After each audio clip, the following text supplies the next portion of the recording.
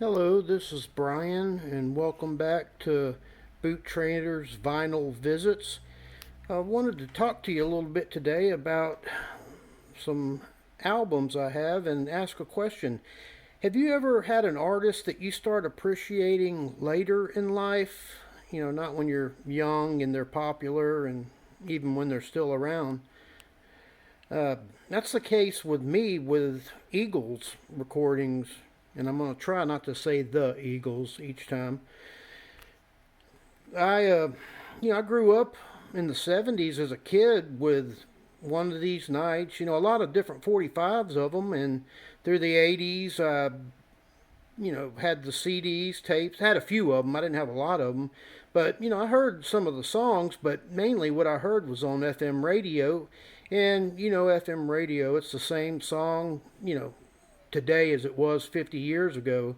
They didn't very often play album sides and things like that. They used to do that kind of thing, but that died out when FM radio died out.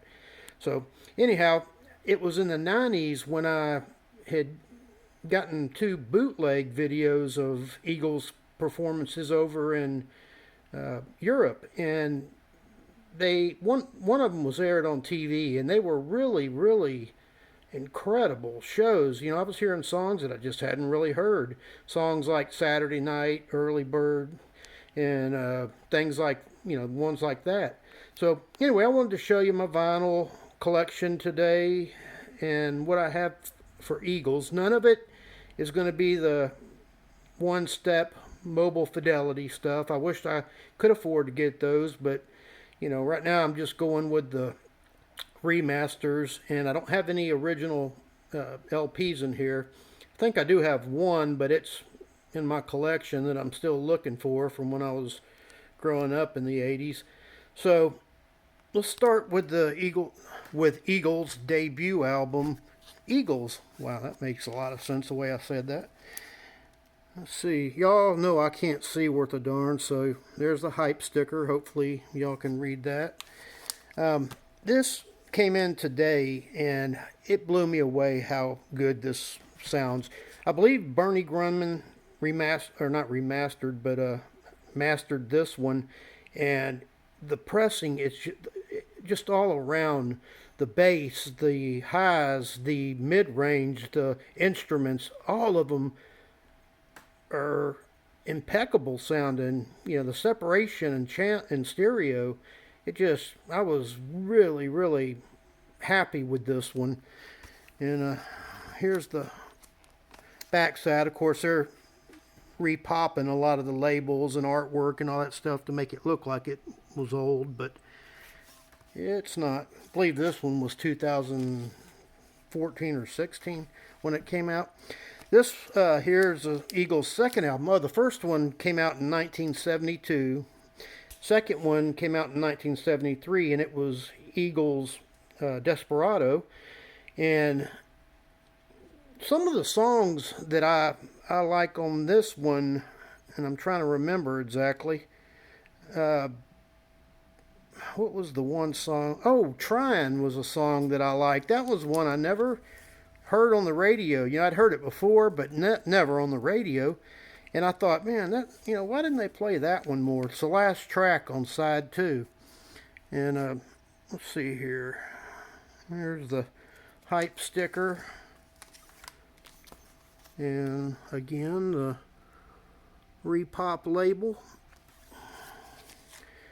And then, here we go, On the Border. Eagles on the Border. This one I got just real recently too, and I even talked about it in the first video a little bit. It sounds fantastic. And I do know that Bernie Grundman did master that Desperado LP. I'm pretty sure he did this one too. He probably did most all of these, but I need to do a little more research and find out. But the hype sticker, the album art, and gosh, these labels are starting to look the same. They all look the same to me, don't worry. Okay, and then we go to Hotel California, 1976. This one speaks for itself. Wasted Time is my favorite track on this one, I believe. But it's I'd made a video, or my first video the other day, talking about how I thought it sounded compressed and all, but after listening to it again, I think 2 days ago, I realized it sounded flawless and spectacular.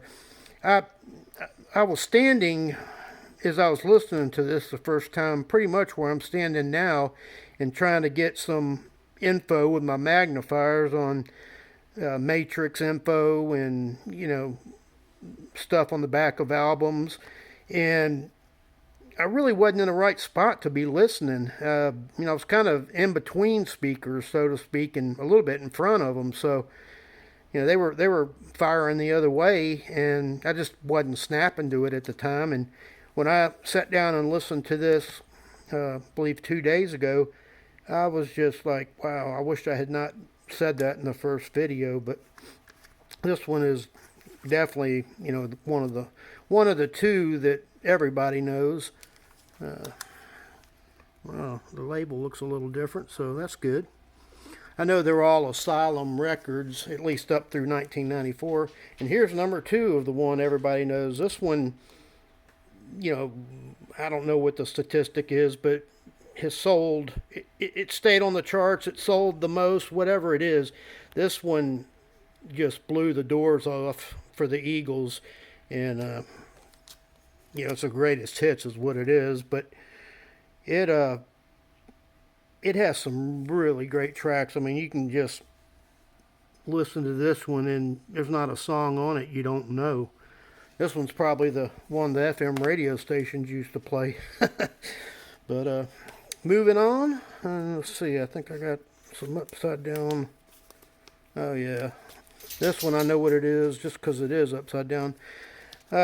Eagles Long Run. I just got this one back on Black Friday when Walmart had their $15 Black Friday deal. And I got to be honest, this is my least favorite out of all of them. It's not bad. It sounds great, but it's got, let me think, what's the song? Not Best of My Love, but I Can't Tell You Why. That's probably the song I like the best on this one. Audio wise, sounds great. Probably a Bernie Grundman pressing, I don't know. But what's the name of that song? I can't see it, but it's something about Greeks don't like freaks, or I don't remember the title. That song absolutely makes no sense. It doesn't even fit on the album. I don't understand what it's there for. And I think they'd been better off if they just left a blank spot there. But I don't want to put the album down too much. It definitely sounds great, and it's the only one I got from Walmart. And all of them are 180 gram pressings. They're pressed by the same place. Now we're getting into something I really enjoy, which is live music. When an artist can play live and sound as good as they do on a record, that's just, unfortunately, it's kind of rare nowadays. Eagles Live came out in 1980 originally. I think this is a 2015 repressing. But it's a 2 LP, and it's composed of 1976 and 1980 concert recordings, and put together kind of sound like one concert, but it's really good. It sounds, everything from the Eagles sounds really well made and well done, well mixed, well mastered. I think I'm picking up, no, I guess I am just picking up one. And we're going to jump to the 1994 Hell Freezes Over, which this is when the Eagles, I guess probably Asylum was not a label anymore. I don't know, it may have been, but this is when they went over to Geffen, I know.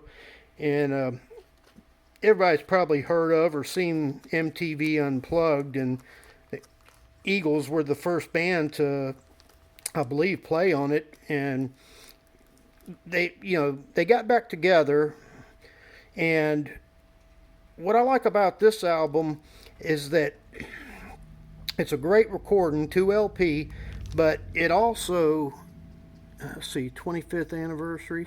It also, they didn't want to just get back together and play old songs and, go that route. they wanted to do the old songs live, but they wanted to release some new stuff too. So side one of LP one is their new material. That's what they had put out in 1994. So good job, Eagles. And then finally, at least for what I have, this is probably my favorite. It's I